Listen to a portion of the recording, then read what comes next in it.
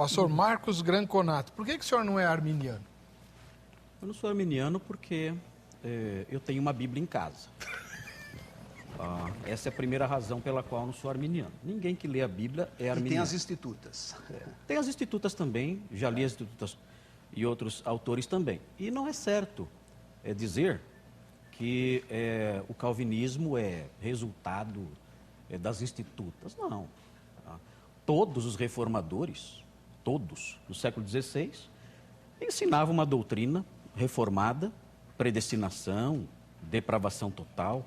Antes deles, Agostinho de Hipona, no século VIII, Idade Média, o monge Gotescalco, que não é conhecido no Brasil, um grande teólogo do século VIII, Tomás de Aquino ensinava também verdades relacionadas à eleição.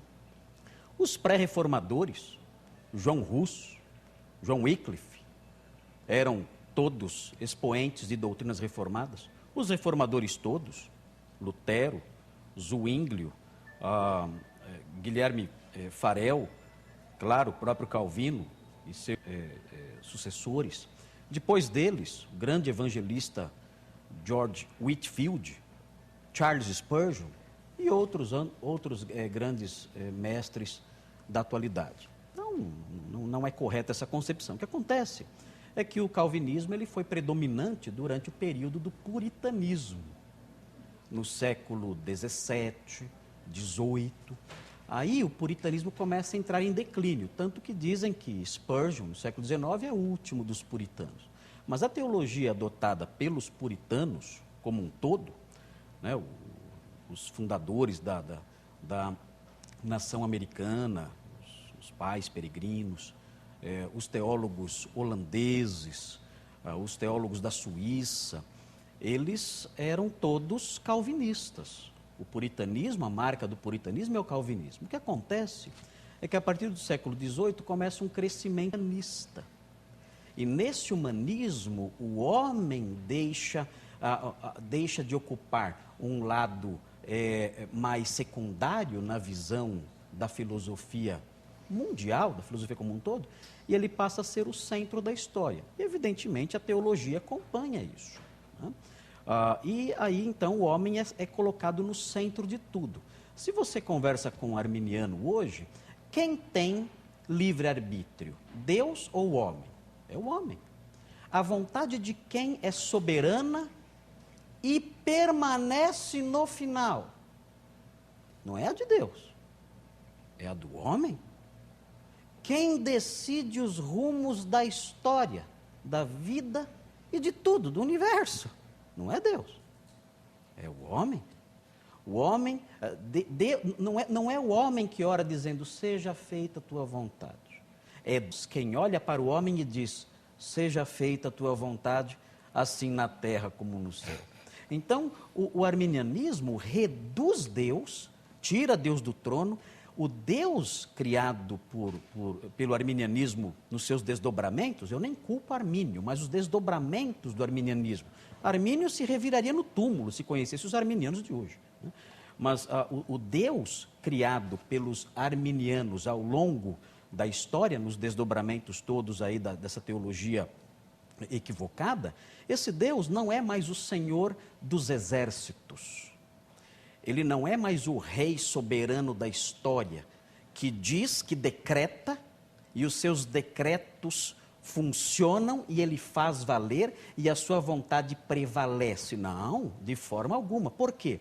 O arminiano vai dizer, porque Deus respeita o livre-arbítrio. Deus não quer forçar ninguém. Se você é arminiano, que está em casa, que Deus respeita o livre-arbítrio, pergunta para o profeta Jonas se Deus respeitou o livre-arbítrio dele. Porque o Deus arminiano deixou de ser esse grande general, esse grande rei que fala, não, a minha vontade é essa, e eu farei isso e ponto final, e se tornou um mordomo bem educado, um mordomo delicado, um mordomo até meio afeminado, que diz assim, olha, eu não quero ferir o seu livre-arbítrio, eu quero muito salvar você, mas você não quer, eu respeito você. Essa concepção da ação de Deus na salvação é tão absurda que se nós trouxermos isso para a nossa experiência pessoal, as pessoas vão dizer, não, isso deve ser alguma piada. Note bem, olha só o que acontece na concepção da salvação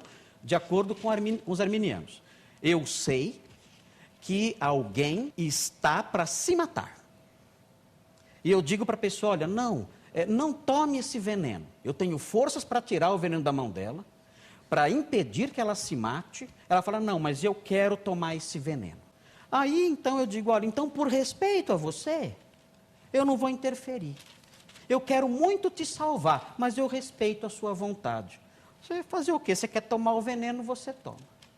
A pessoa toma o veneno e morre eternamente. Agora, note bem, se eu trouxer isso para a experiência presente, e eu disser para você, Heber, que uma pessoa queria tomar veneno, e eu não impedi, podendo impedir, eu não impedi por respeito, o que você vai dizer de mim? Isso é crime. Você vai falar, pastor Marcos, você é louco. Eu falo, não, eu sou um homem justo, bom e respeitoso. Eu respeitei a vontade dele. Mas, pastor Marcos, ele não tinha a visão correta. Pastor Marcos, esse homem estava tomando uma decisão trágica. Você podia impedir. Não, mas eu tenho que respeitar o livre-arbítrio dele. Então, essa é a soteriologia arminiana. Um Deus que fica de braço cruzado, quer salvar todo mundo, ele quer salvar todo mundo, de acordo com os arminianos, ele quer salvar todo mundo. Não há contrapartida teológica que mostra que Deus também quer mostrar a sua ira. Existe essa contrapartida na Escritura. Deus não quer mostrar só o seu amor, a Bíblia diz que Deus quer mostrar a sua ira, não existe esse lado. O arminianismo só fica com o lado cor-de-rosa da teologia. É a teologia da Disneylândia, é a teologia da Cinderela, né? Deus é o Papai Noel que quer salvar todo mundo. Então, aí você vai na igreja e você ouve aqueles apelos em que a pessoa fica lá apelando 20 vezes, vamos cantar pela 8ª vez, a 4ª estrofe, vem já, e as almas cansadas, né, em todos os aspectos ali, vai lá na frente alguém, porque esse não tem condição, né? Apelando porque acredita, né, que Deus quer salvar todo mundo e depende então do livre-arbítrio humano para isso aí acontecer. Essa teologia cor-de-rosa, Disneylândia, teologia do Pateta, teologia da Cinderela, isso aí não encontra respaldo na seriedade da teologia bíblica.